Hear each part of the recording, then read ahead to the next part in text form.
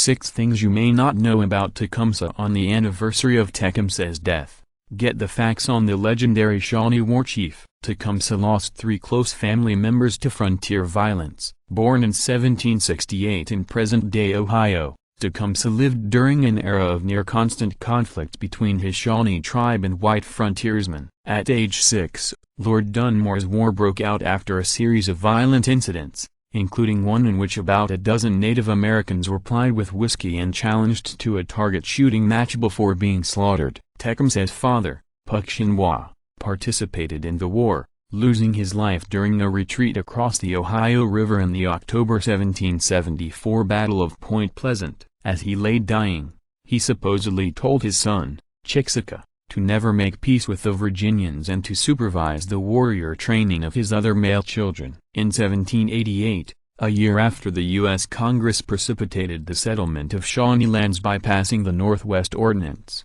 Tecumseh was fatally wounded while attacking a stockade in present-day Tennessee. And in 1794, another of Tecumseh's brothers, Salwaziqua, was shot and killed at the Battle of Fallen Timbers. Tecumseh took part in the worst defeat ever inflicted by Native Americans on U.S. forces. In fall 1790, the Shawnee and Miami tribes repelled an assault on their villages near modern Fort Wayne, Indiana, killing 183 U.S. troops in the process. President George Washington authorized a new campaign the following year, in which he put Governor Arthur St. Clair of the Northwest Territory in charge of some 2,300 men. On the march north from modern Cincinnati, hundreds of them deserted as the weather worsened and food supplies ran low. For nearly 2 months, the remaining troops had little contact with native tribes. On November 3, the soldiers set up camp along the Wabash River in western Ohio. Washington had advised St. Clair to beware of surprise, but he posted few guards and built no barricades. The next morning,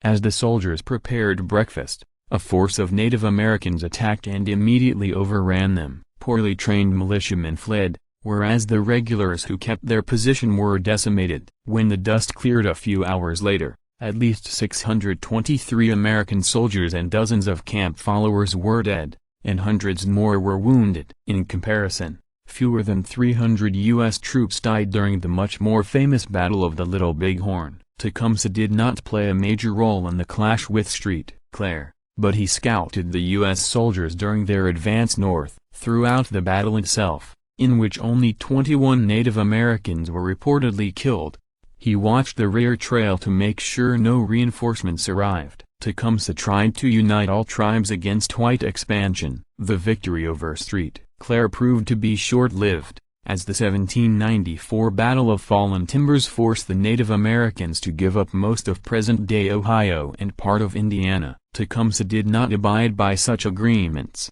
believing that every tribal leader who signed them should have his thumb cut off.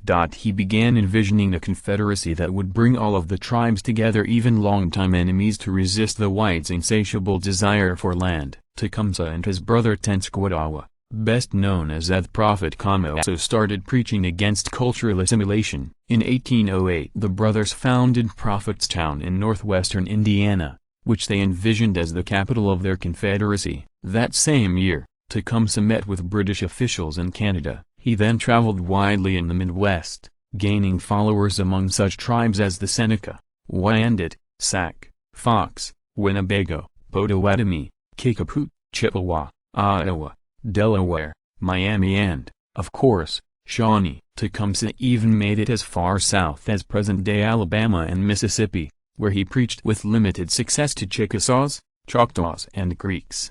"Oh, have heard many great orators, but I never saw one with the vocal powers of Tecumseh, or the same command of the muscles in his face," recalled a white soldier who saw one of his speeches. The U.S. Army invaded while Tecumseh was away. While Tecumseh was down south in fall 1811, William Henry Harrison, then governor of the Indiana Territory, decided to march on Prophetstown. Tecumseh had told his brother to avoid war with the Americans, but when soldiers advanced to within a mile of the town on November 6, the Prophet green-lighted a preemptive strike. He assured his followers that white bullets could not hurt them, and during the next morning's fighting he purportedly sat on a rock singing incantations. In the end, Though the Native Americans likely suffered fewer casualties than their opponents in the Battle of Tippecanoe, they were forced to retreat and abandon Prophetstown. Harrison then burned it to the ground. Upon returning home in January 1812, Tecumseh found his brother's reputation destroyed and his Confederacy badly weakened. Tecumseh allied himself with the British during the War of 1812. When the War of 1812 broke out in June of that year, Tecumseh and his supporters immediately joined with the British. During one of the first engagements of the conflict,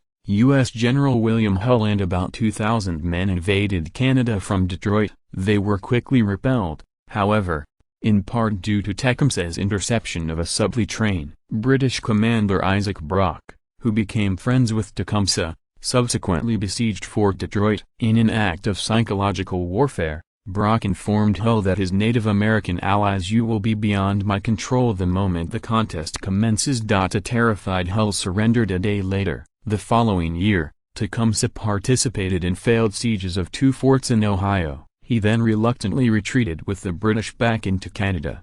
U.S. troops under Harrison's command caught up with the British and Native Americans along the Thames River, winning a battle there that cost Tecumseh his life. Afterwards, the surviving Shawnee divided into groups and dispersed in various directions. Most eventually ended up in Oklahoma. Many myths sprang up around Tecumseh. No one knows for sure who killed Tecumseh, but that didn't stop a number of people from taking credit. Richard M. Johnson, for example, rode his reputation as Tecumseh's killer to the vice presidency in 1836. 4 years later Harrison used the slogan, "O Tippecanoe and Tyler to come to take the White House." Meanwhile, since Tecumseh did no interviews and left behind no letters or journals, storytellers filled the gaps in his life with wild tales. One account held that he courted the blonde, blue-eyed daughter of an Indian fighter, with whom he read the Bible and Shakespeare, and another held that his great-grandfather was South Carolina's governor. Both accounts,